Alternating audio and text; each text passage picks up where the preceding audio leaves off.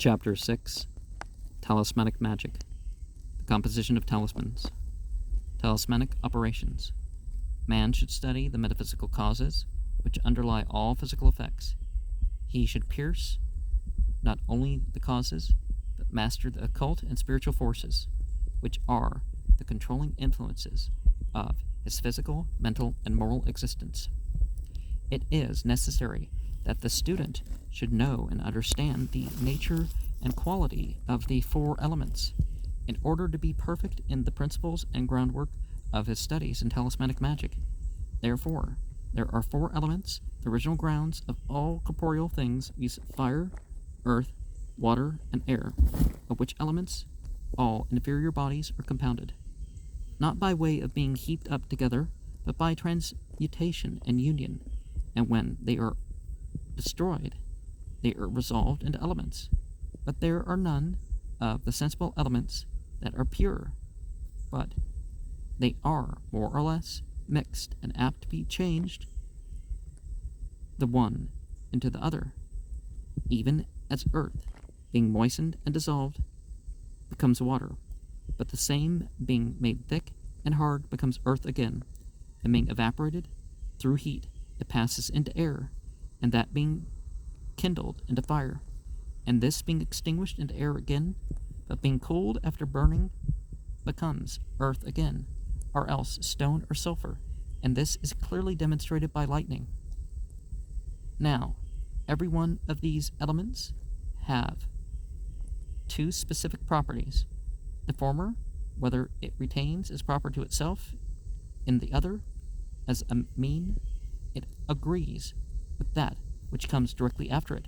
For fire is hot and dry, earth cold and dry, water cold and moist, and air hot and moist. And so, in this manner, the elements, according to two contrary qualities, are opposite one to the other, as fire to water and earth to air. Likewise, the elements are contrary to one another on another account.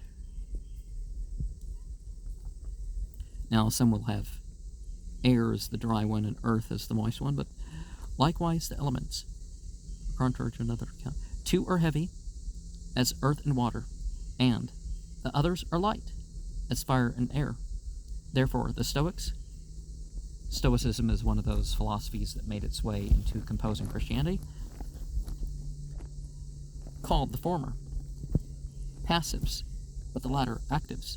The Lamas distinguish them after another manner, and assigns to each of them three qualities, viz. To the fire, brightness, thinness, and motion; to the earth, darkness, thickness, and quietness.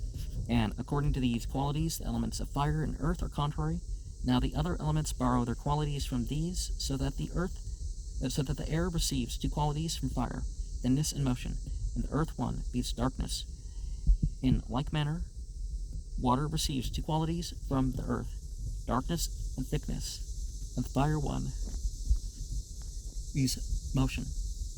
But fire is twice as thin as air, thrice more movable, and four times brighter. The air is twice more bright, thrice more thin, and four times more movable. Therefore, as fire is to air, so is air to water, and water to the earth. And again, as the earth is to the water, so is water to air, and air to fire. And this is the root and foundation of all bodies, natures, and wonderful works. And he who can know and thoroughly understand these qualities of the elements and their mixtures shall bring to pass wonderful and astonishing things in magic. Now each of these elements have a threefold consideration, so that the number of 4 may make up the number of 12, and by the passing by the number of 7 into 10, there may be a progress to the supreme unity upon which all virtue and wonderful things do depend. Of the first order are the pure elements, which are neither compounded, changed, or mixed, but are incorruptible, and not of which, but through which, the virtues of all natural things are brought forth to act. No man is able fully to declare their virtues, because they can do all things upon all things, and who remains ignorant of these shall never be able to bring to pass any wonderful matter. Of the second order are elements that are compounded, changeable, and impure, such as may by art be reduced to their pure simplicity, whose virtue, when they are thus reduced, doth, above all things, perfect all occult and common operations of nature, and these are the foundation of the whole of natural magic. Of the third order are those elements, which originally and of themselves are not elements, but twice compounded, various and changeable into another. These are the infallible medium, and are called the middle nature or soul of the middle nature. Very few are there that understand the deep mysteries thereof. In them is, by means of certain numbers, degrees, and orders, the perfection of every effect in whatsoever thing, whether natural, celestial, or supercelestial. They are full of wonders and mysteries, and are operative, as in magic natural, so divine. For from these, through them, proceeds the binding, loosing, and transmutation of all things, the knowledge and foretelling of things to come, also the expelling of evil, and the gaining of good spirits. Let no one, therefore, without these three sorts of elements, and the true knowledge thereof, be confident that he can work anything in nature and natural magic. But whosoever shall know how to reduce those of one order into another, impure into purer, compounded into single, and shall understand distinctly the nature, virtue, and power of them in numbered degrees and order, without dividing the substance, he shall easily attain to the knowledge and perfect operation of all natural things, and celestial secrets likewise. And this is the perfection of the Kabbalah, which teaches all these before mentioned, and by perfect knowledge thereof, I perform many rare and wonderful experiments. Properties in nature of fire and earth. Of the elements, there are two things, viz. Fire and earth, which are sufficient for the operation of all wonderful things. The former is active, and the latter passive. Fire in all things, and through all things, comes and goes away bright, and is in all things bright, and at the same time occult and unseen. When it is by itself, no other matter coming to it, in which it should manifest its proper action, it is boundless and invisible, of itself sufficient for every action that is proper to it, itself is one, and penetrates through all things, also spread abroad in the heavens and shining, but in the infernal place, and straitened, dark, and tormenting, and in the midway it partakes of both. It is in stones, and is drawn out by the stroke of the steel. It is in earth, and causes it, after digging up, to smoke. It is in water, and heats springs and wells. It is in the depths of the sea, and causes it, being tossed with the winds, to be hot. It is in the air, and makes it, as we often see, to burn. And served by heat, and everything that lives by reason of the enclosed heat. The properties of the fire that is above are heat, making all things fruitful, and a celestial light, giving life to all things. The properties of the infernal fire are a parching heat, consuming all things, and darkness, making all things barren. The celestial and bright fire drives away spirits of darkness.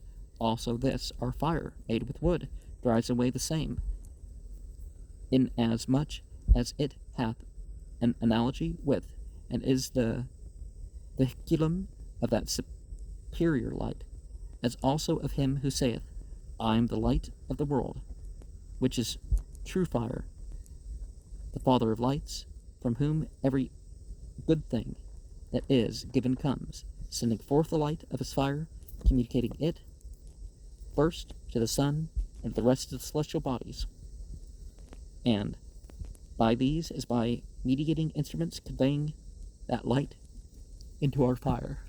And what is water Jesus, or is the Holy Ghost Jesus? And Jesus is air.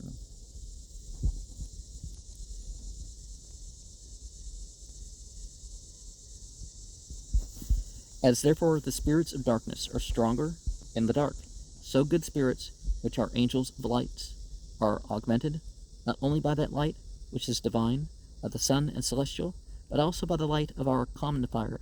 Hence it was that the first and most wise institutors of religions and ceremonies ordained that prayers, singings, and all manner of divine worships whatsoever should not be performed without lighted candles or torches. Well, I don't know if that was required. It's just, you don't just sit in the dark. Just sit in the dark. Hence, also, was that significant saying of the lamas: do not speak of God without a light. And they commanded that, for the driving away of wicked spirits, lights and fires should be kindled by the carcasses of the dead, and that they should not be removed until the expiations were, after a holy manner, performed and then buried. And the great Jehovah himself, in the old law, commanded that all his sacrifices should be offered with fire, and that fire should always be burning upon the altar, which custom the priest of the altar did always observe and keep amongst the Romans. Was this because of some of the Persians exaggerating the station of fire, or the use of fire? Now, the basis of and foundation of all the elements is the earth, for that is the object, subject, and receptacle of all celestial rays and influences. In it are contained the seeds and seminal virtues of all things, and therefore it is said to be animal, vegetable, and mineral. It being made fruitful by other elements of the heavens, bring forth all things of itself. It receives the abundance of all things, and is, as it were, the first fountain from whence all things spring, and it is the center, foundation, and mother of all things. Take as much of it as you please, separated, washed, and depurated, and septalized, and if you let it lie in open air a little while, it will, being full and abounding with heavenly virtues of itself, bring forth plant, worms, and other living things, also stones and bright sparks of metals. In it are great secrets. If at any time it shall be purified by the help of fire, and reduced into its simple nature by a convenient washing, it is the first matter of our creation, and the truest medicine that can restore and preserve us. The other two elements, viz., water and air, are not less efficacious than the former. Neither is nature wanting to work wonderful things in them.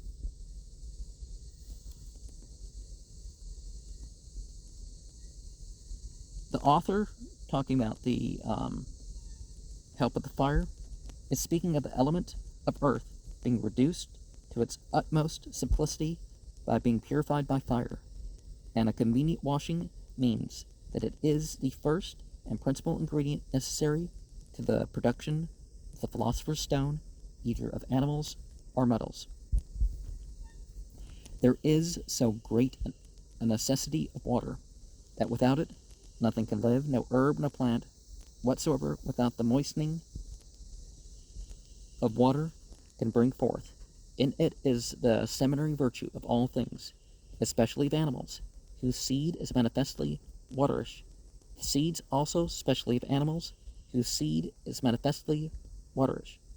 The seeds of trees and plants, although they are earthy, must, notwithstanding of necessity,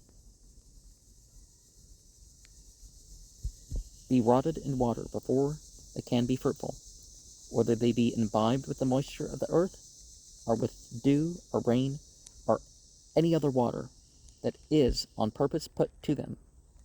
For Moses writes that only earth and water can bring forth a living soul, but he ascribes a twofold production of things, to water, viz. Of things swimming in the water, and of things flying in the air above the earth, and that those productions that are made in and upon the earth are partly attributed to the very water the same scripture testifies, where it saith that the plants and the herbs did not grow, because God had not caused it to rain upon the earth. Such is the efficacy of this element of water, that spiritual regeneration cannot be done without it, as Christ himself testified to Nicodemus. Very great also is the virtue of it in religious worship, and expiations and purifications. Indeed, the necessity of it is no less than that of fire. Infinite are the benefits. Indeed, the necessity of it is no less than that of fire.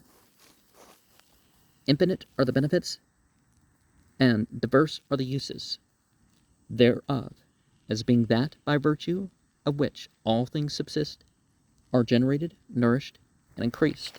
Hence it was that Thales of Miletus and Hesiod concluded that water was the beginning of all things, and said it was the first of all elements, and the most potent, and that because it hath the mastery over all the rest, for as the adept saith, waters swallow up the earth, extinguish flames, ascend on high, and by the stretching forth of the clouds, challenge the heavens for their own, the same falling down becomes the cause of all things that grow in the earth. Very many are the wonders that are done by waters, according to the teachings of the Hindu adepts. Josephus also makes relation to the wonderful nature of a certain river betwixt Archaea and Raphanca, cities of Syria, which runs with full channel all the Sabbath day, and then on a sudden stops as if the springs were stopped, and all the 6 days you may pass over it dry shod. But again on the 7th day, no man knowing the reason of it, the waters return again in abundance as before, wherefore the inhabitants thereabout called it the Sabbath day river, because of the 7th day, which is holy to the Jews. The gospel also testifies of a sheep pool, into which whosoever stepped first after the water was troubled by the angel was made whole of whatsoever disease he had. This same virtue and efficacy, we read, was in a spring of the Ionian nymphs, which was in the territories belonging to the town of Elis, at a village called Herodka, near the river Kithaeron, which whosoever stepped into, being diseased, came forth whole, and cured of all his diseases. Now, there certainly can be spiritual presences in waters versus others. Pausanias also reports that in Lachius, a mountain of Arcadia, there was a spring called Agria, to which as often as the dryness of the region threatened the destruction of fruits, Jupiter, priest of Lachius, went, and after the offspring of sacrifices, devoutly praying to the waters of the spring, holding a bough of an oak in his hand, putting it down to the bottom of the hallowed spring, then the waters being troubled, a vapor ascending from thence into the air was blown into the clouds, which being joined together, the whole heaven was overspread, which being a little after dissolved into rain, watered all the country most wholesomely.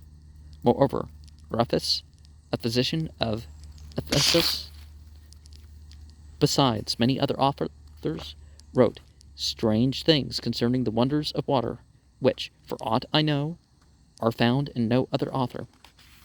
It remains that I speak of the air. This is a vital spirit passing through all beings, giving life and subsistence to all things.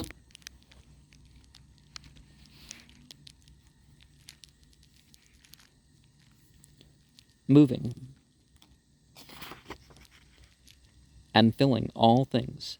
Hence it is that the Hindus, yogis, reckon it not amongst the elements, but count it as a medium or glue, joining things together as the resounding spirit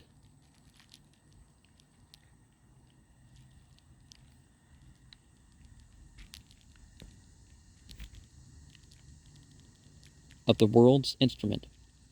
It immediately receives unto itself the influence of all celestial bodies, and then communicates them to other elements, as also to all mixed bodies. Also it receives into itself, as if it were a divine looking-glass,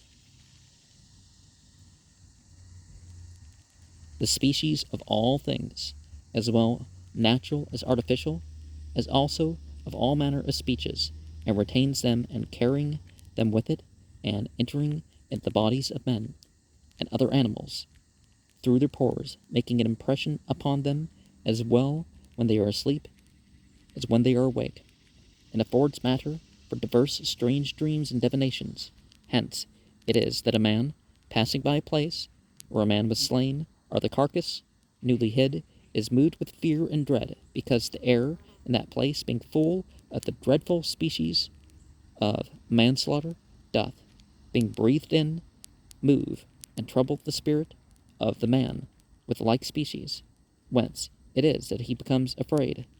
For everything that makes a sudden impression affects the soul, whence it is that many philosophers were of opinion that air is the cause of dreams, and of many other impressions of the mind, through the prolonging of images, or similitudes, or species, which proceed from things, and speeches multiplied in the very air, until they come to the senses, and then to the fantasy and soul of him that receives them, which, being freed from cares, and no way hindered, expecting to meet such kind of species, is informed by them.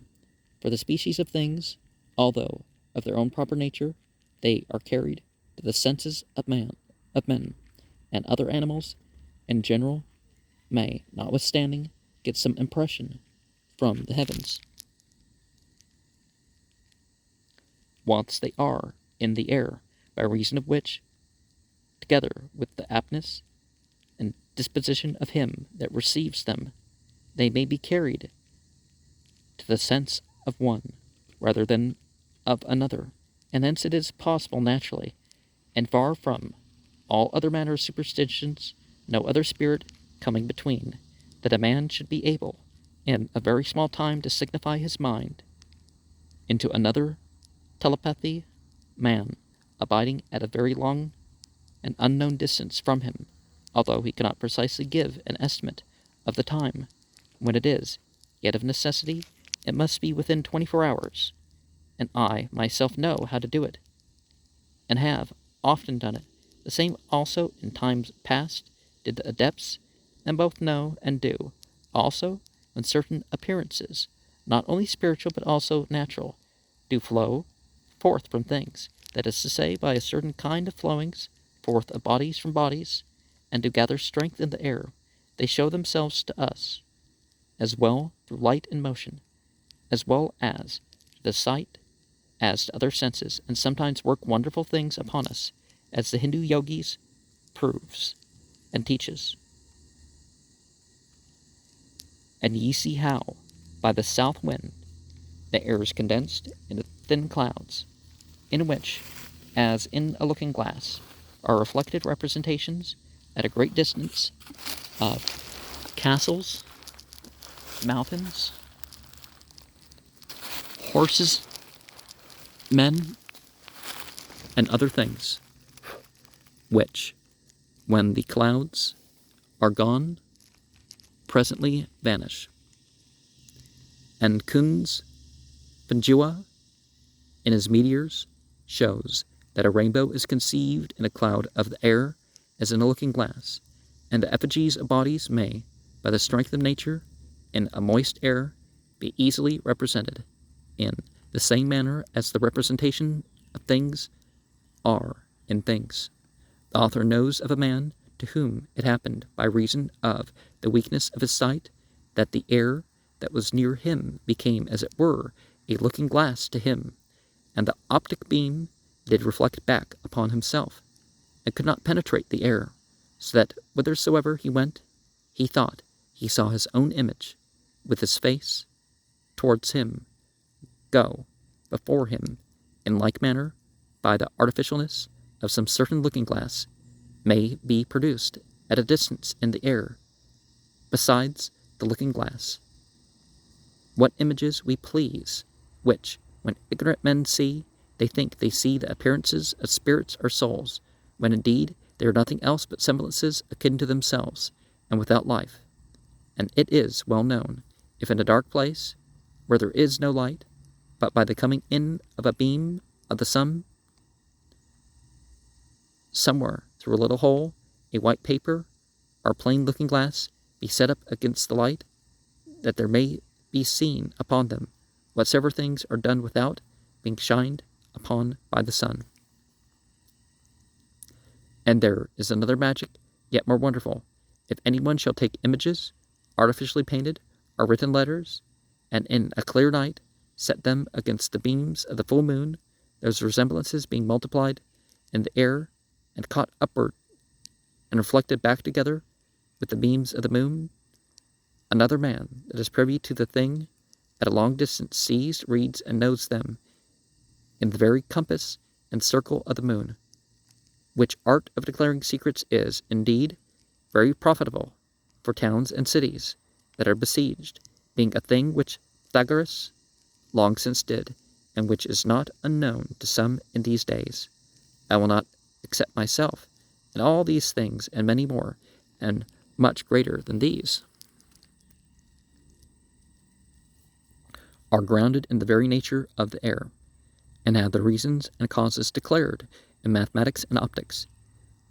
And as these resemblances are reflected back to the sight, so also are they sometimes to the hearing, as is manifest in echo. But there are many more secret arts than these, and such whereby anyone may, at a remarkable distance, hear and understand distinctly what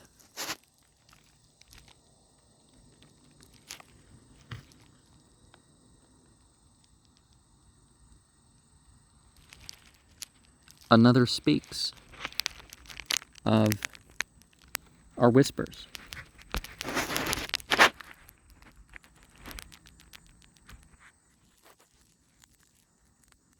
The next in order after the four simple elements are the four kinds of perfect bodies compounded in them, these metals, stones, plants, and animals. And although in the generation of each of these all the elements combine together in the composition, yet every one of them follows and resembles one of the elements, which is most predominant, for all stones, being earthy, are naturally heavy, and are so hardened with dryness that they cannot be melted. But metals are watery, and may be melted, which naturalists and chemists find to be true, viz., that they are composed, are generated of a viscous water, are watery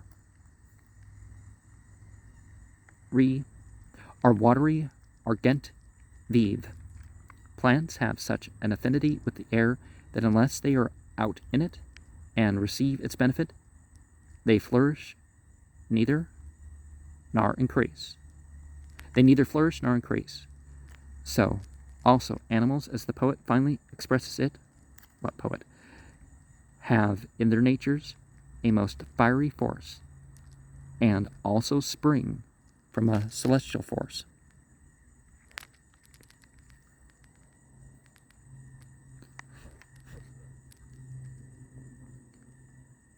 And fire is so natural to them that being extinguished they soon die. Now, amongst stones, those that are dark and heavy are called earthy, those which are transparent of the watery element, as crystal, beryl, and pearls, those which swim upon the water and are spongious as the pumice stone, sponge, and sophos, are called airy, and those are attributed to the element of fire, out of which fire is extracted, or which are resolved into fire, as thunderstones, firestones, asbestos. Yeah, watch out for doing stuff with asbestos. Also amongst metals, lead and silver, also lead, are earthy, quicksilver is watery. Really watch out for that. Copper and tin, airy, gold and iron, fiery. In the plants, also the roots resemble earth, the leaves water, flowers the air, and seed the fire, by reason of their multiplying spirit. Besides, some are hot, some cold, some moist, others dry, borrowing their names from the qualities of the elements. Amongst animals, also, some are, in comparison of others, earthy, because they live in the very bowels of the earth, as worms, moles, and many other reptiles. Others watery, as fish. Others which always abide in the air, therefore airy. Others again fiery, as salamanders, crickets, and such, as are of a fiery heat. What, because of poison with salamanders and newts and all that? As pigeons, ostriches, eagles, lions, panthers, and so on and so on. Now, in animals, the bones resemble earth, vital spirit, the fire, flesh, the air, and humors, the water. And these humors also resemble the elements, viz. Yellow color, the fire, the blood, the air, phlegm, and water. And black color, and melancholy, the earth. And lastly, in the soul itself, the understanding resembles the fire, reason, the air, imagination, the water, and the senses, the earth. And these senses, again, are divided amongst themselves according to the elements, for the sight is fiery, because it cannot perceive without the help of fire and light. The hearing is airy, for a sound is made by the striking of the air. The smell and taste resemble water, without the moisture of which there is neither smell nor taste. And lastly, the feeling is wholly earthy, because it takes gross bodies for its object. The actions also and operations of man are governed by the elements. For the earth signifies a slow and firm motion, the water fearfulness, sluggishness, and remissness in working. Air signifies cheerfulness and an amiable disposition, but the fire a fierce, working quick and susceptible disposition. The elements are therefore the first and original matter of all things, and all things are of and according to them, and they in and through all things diffuse the virtues. In the original and exemplary world, all things are all in all. So also in this corporeal world, and the elements are not only in these inferior things, but in all things. Now it must be understood that in these inferior bodies the elements are gross and corruptible, but in the heavens they are, with their natures and virtues, after a celestial and more excellent manner than in sublunary things. For the firmness of the celestial earth is there without the grossness of water, and the agility of air without exceeding its bounds, the heat of fire without burning, only shining, giving life to all things by its celestial heat. Now amongst the stars or planets some are fiery, as Mars and the Sun, airy as Jupiter, and Venus watery, and as Saturn and Mercury, and earthy, such as inhabit the eighth orb, and the moon, which by many is accounted watery, seeing that as if it were earth, attracts to itself the celestial waters, with which being imbibed, it does, on account of its proximity to us, pour forth and communicate to our globe. There are likewise amongst the signs some fiery, some airy, some watery, and some earthy. The elements rule them also in the heavens, distributing to them these four threefold considerations of every element, according to their triplicities, viz. The beginning, middle, and end.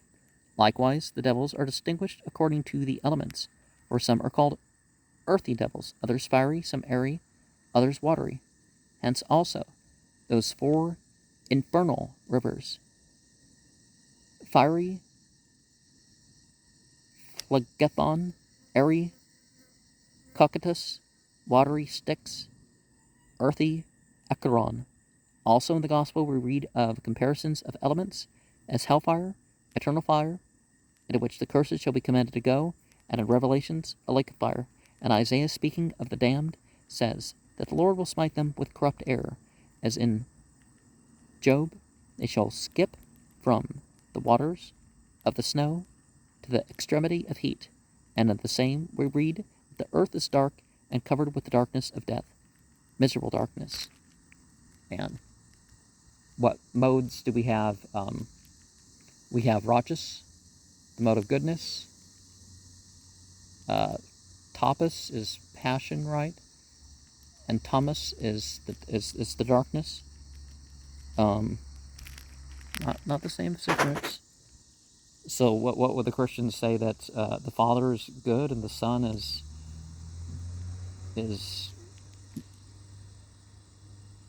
passion, and the darkness is the Holy Ghost? Yeah, the things don't quite translate over that way, do they? Of course, I know the Father, Son, and whatnot is metaphorical, but and these elements are placed in the high spirits and the blessed intelligences. There is in them a stability of their essence, which is an earthly virtue. By the psalmists they are called waters, for he says, "Who ruleth the waters that are higher than the heavens?" Also in them their subtle breath is air, and their love is shining fire. Hence they are called in Scripture the wings of the wind. And in another place the psalmist speaks of them thus: "Who makest angels thy spirits, and thy ministers a flaming fire." Also, according to the different orders of spirits or angels, some are fiery, as seraphim, authorities and powers; earthly, as cherubim; watery, as thrones and archangels; airy, as dominions and principalities. And do we not read of the original Maker of all things, that the earth shall be opened and bring forth a Saviour? Likewise it is spoken of the same, that he shall be a fountain of living water, cleansing and regenerating, and the same Spirit breathing the breath of life, and the same, according to Moses and Paul's testimony, a consuming fire. That the elements are, therefore, to be found everywhere, and in all things after their manner, no man will dare to deny.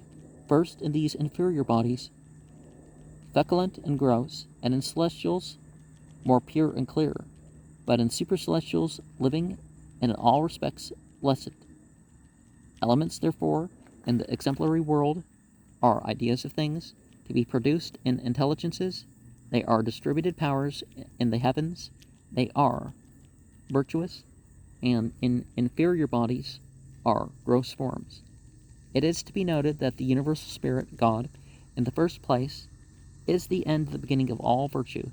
He gives the seal of the ideas to his servants, the intelligences, who, as faithful officers, sign all things entrusted to them with an ideal virtue, the heavens and stars, as instruments, disposing the matter, in the meanwhile, for the receiving of those forms which reside in divine majesty, and to be conveyed by stars.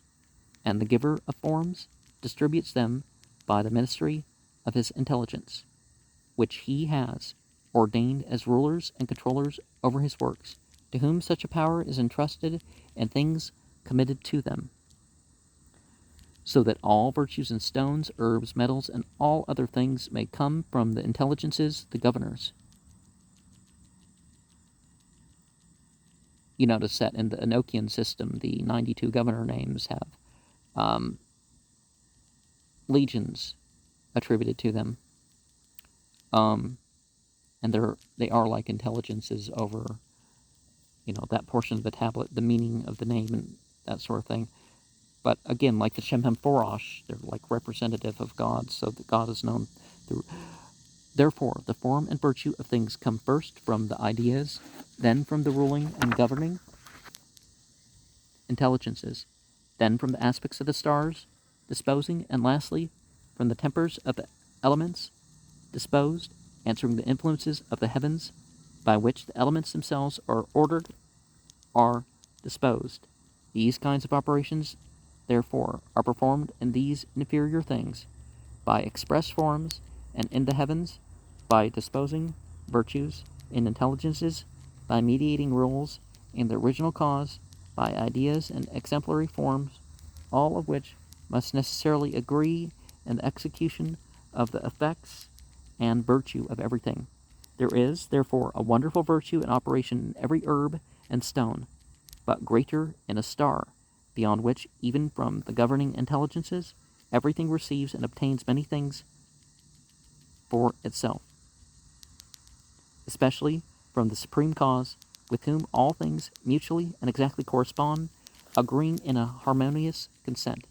Therefore, there is no other cause of the necessity of effects than the connection of all things with the first cause, and their correspondency with those divine patterns and eternal ideas, whence everything hath its determinate and particular place in the exemplary world, from whence it lives and receives its original being, and every virtue of herbs, stones, metals, animals, words, speeches, and all things that are of God are placed there.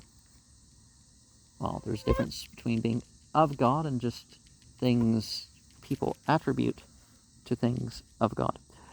Now, the first cause, the great universal spirit, which is God, although he doth by intelligences and the heavens work upon these inferior things, does sometimes, these mediums being laid aside, are there officiating being suspended, work these things immediately by himself, which works are then called miracles. Now, phone number. We'll go into these more later.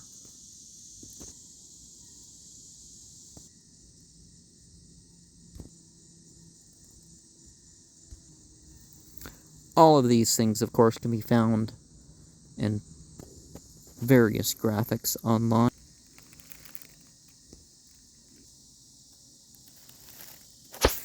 Now, before I break to the next program, there was this general idea, like the planetary magic was the evil one and the star magic was the pious one or something. That doesn't really matter. There's arguments to what was worshipped other than God first. Was it these divinized ideas of animals and people? Or was it the stars and planets? You know, the celestial things. But it's pretty much agreed on it has to have been one of those, both scholastically and from the various religious narratives that indicate that, particularly from the Semitic and the Persian people, and I think also from the Hindu people too. It was either the it was either the shirking for monotheism form of astrology, or it was divinized human and animal forms. You know, like, oh, that's just not possible for a female human, so it's a goddess, right?